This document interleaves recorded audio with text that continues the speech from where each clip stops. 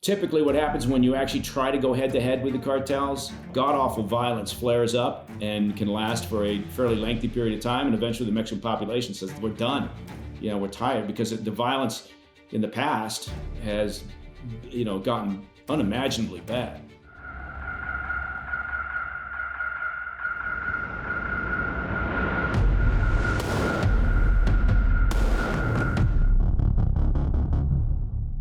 On February 27th, 2025, Mexico transferred 29 notorious drug traffickers to the U.S., including high-profile figures like Rafael Caro Quintero and Treviño-Morales, or the Treviño-Morales brothers. This move, part of ongoing U.S. Mexico security efforts, raises questions about judicial processes and Mexico's power balance. Experts warn of potential cartel retaliation, disrupting the practice of imprisoning drug lords in Mexico. The expedited extraditions also highlight concerns over Mexico's executive influence on the judiciary. While a diplomatic win, this shift is unlikely to change the cartel landscape, as new cartel leaders are going to rise. So while this may seem to benefit the United States, do you think that the cartels are fundamentally weakened in any way by this, or is this just a temporary disruption, or even maybe less than that, a PR move? Well, I think it's a combination of those things, right? I think the Mexican government is reacting to the pressure, the economic pressure from the White House. So yes, some of their actions, look, they claim to have made over 900 arrests. They just recently extradited to the U.S. 29 cartel operatives, including Quintero, who we've been chasing for 4 decades after the torture and killing of Kiki Camarena. Which was just awful. And yes, I think that, it will have a short-term impact on the cartels. They'll operate a little bit differently. They'll be a little bit more cautious. They'll probably lay low to some degree. They'll shut down some production capabilities, but they'll just adapt. And, they're a little bit like ISIS or, a terrorist organization.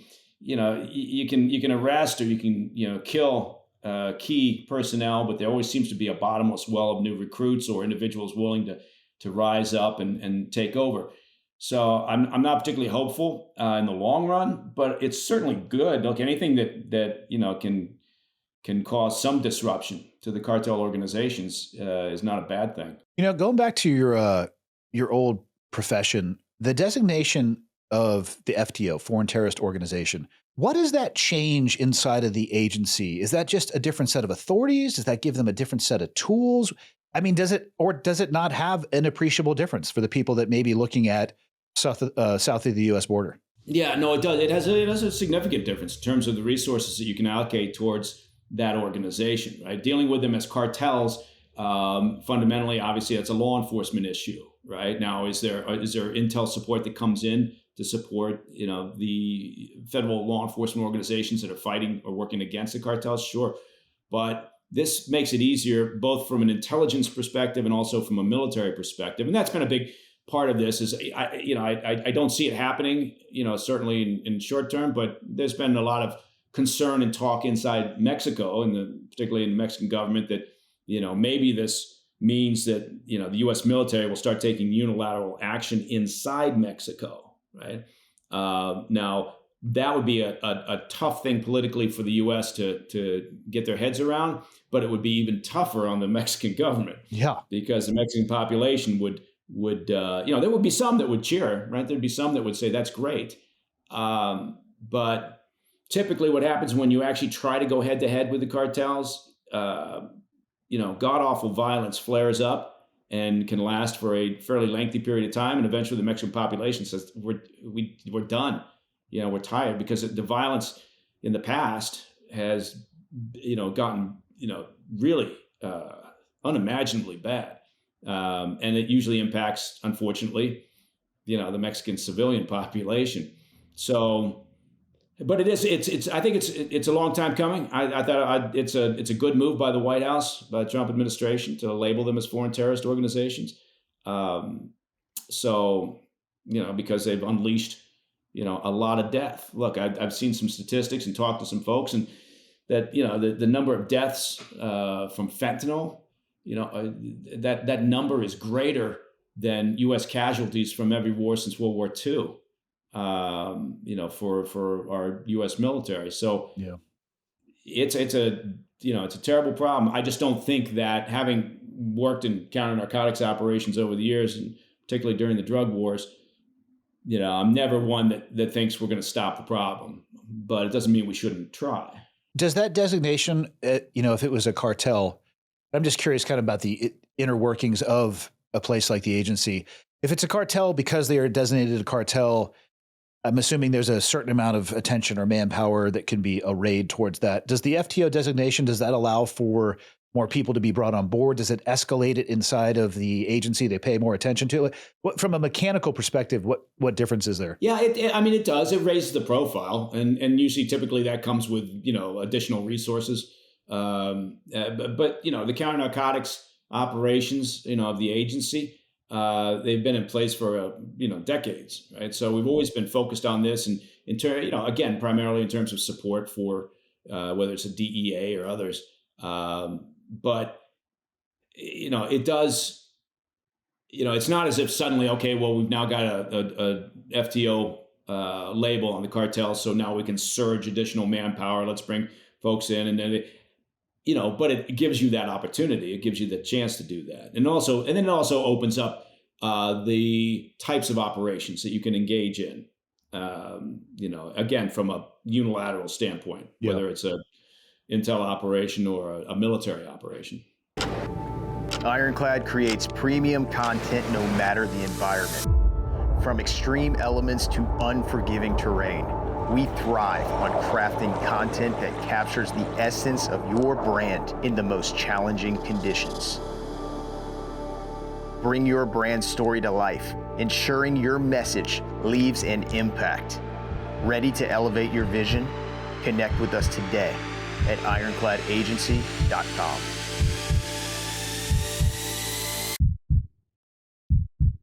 So I watched this documentary one time. It was called Jason Bourne. There's, I think, 4 of them. And that's what I imagine it's like, is they put together this war room and there's people watching 24-hour ISR feeds and you guys are just smashing the cartels. That's what I need you to tell me, Mike. Yeah, that's exactly right. That's exactly what it looks like. It has nothing to do with people in comfortable shoes, drinking coffee and, trying to find that file that they misplaced. Do you also wish that stuff was true? I have so many people ask me about SEAL TV shows and movies, and it's always about the SEAL Team, the TV show, which for clarity, I've watched 0 episodes of. But I try to tell people, you're basically taking 30 years worth of 20 people's careers. So it's like half of the entire SEAL community, and you've jammed it into 44 minutes. I wish it was that exciting. Where's the PowerPoint slide presentations where we're literally getting into fistfights over what font we're going to use? Because I didn't see that in any of these shows. And that's more likely to happen than this war room with all this shit flying around. Yeah. Oh, no, you're spending a lot of your time trying to track down your receipts so you can justify the money that was spent in some overseas operation. God forbid you should lose some gear and then you got to go back and fill out forms. Or you're sitting in a safe house for 3 weeks and nothing happens. Yeah. Where's those episodes? Having said that, I wouldn't have traded the job in for anything. It was, because in those moments, when you are doing something that nobody else is doing on the planet, then, it makes it all worthwhile. And you realize you're not doing it for the $27,000 a year salary. Yeah. Well, that's only if you were tax-free, though. You had to be over in a combat zone for that. Yeah, plus language incentive and danger pay. God, I wish it was like the shows. People have asked me so many times, so a call comes in and you get your gear on and you rush out to the helicopter. I'm like, no, that is not how that works. 96-hour planning cycle, probably, legitimately arguing. Like, I've had mission templates that I sent in for approval sent back to me because the helicopters were oriented not in the direction of flight on the PowerPoint slide. And then, we switched the helicopters, of course, and then it got approved. And I'm like, you're telling me that some commanding general somewhere or somebody who saw this said, this is a valid operation, but I can't let these men do this until the helicopter's oriented correctly on PowerPoint. Like, that's the world we actually live in.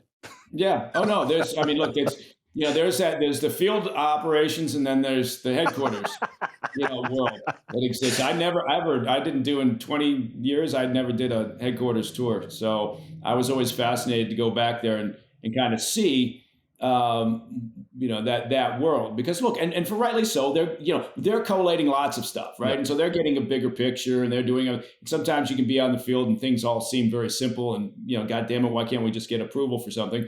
But yeah, it is. I guess just from my experience, I talk to a lot of young folks, and they're trying to figure out what to do with their lives, and I always tell them the same thing: was look, if you're a curious person, if you're a self-starter, if you are good with languages, if you like people, even if you don't like people, it doesn't really matter. I guess I don't know why I came up with that one.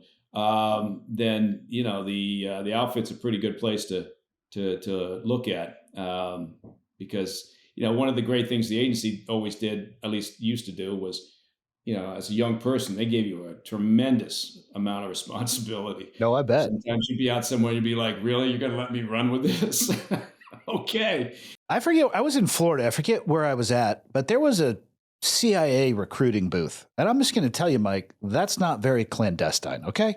I don't know what's going on there. It's a different world. It's a different world. I'm not even joking. There was 2 people standing there. They got got the X page, I guess now, not Twitter. But they realize, they're dealing with a different audience now. Hopefully that means that they don't change. You know what it's like. Sometimes you worry that okay, well, they're lowering the standards because of this idea that cultures have changed, things have changed, and but. Look, I think that the agency has realized over the years that they need to have a little bit more transparency, perhaps, in terms of who they are, what they do, to allow them to recruit. And when I say diverse, I don't mean, from the DEI perspective. I mean from, look, we operate all over the world. Yeah. So we need all types. You got to meet people where they are. I get it. Yeah. So. Yeah. I walked over to ask them what they were doing. They did not attempt to recruit me, so I felt slightly let down in that moment. Really? Did they at least look at your file? Your dossier? No, I mean, if I'm being honest, I went over and I said, hey, I heard the FBI is a better spot to work than the CIA, and they didn't really want to talk to me much. Get the fuck out of here. Yeah. Oh, God. I mean, how many opportunities are you going to get to do that? I was like, screw it. I'm swinging for the fences. Yeah, well, they're probably still keeping an eye on you now. So I mean, as far as I'm concerned, they're probably a pop-up window in this conversation. So whatever. Yeah. Nice to see you guys, or at least through the NSA watching us on a live screen somewhere.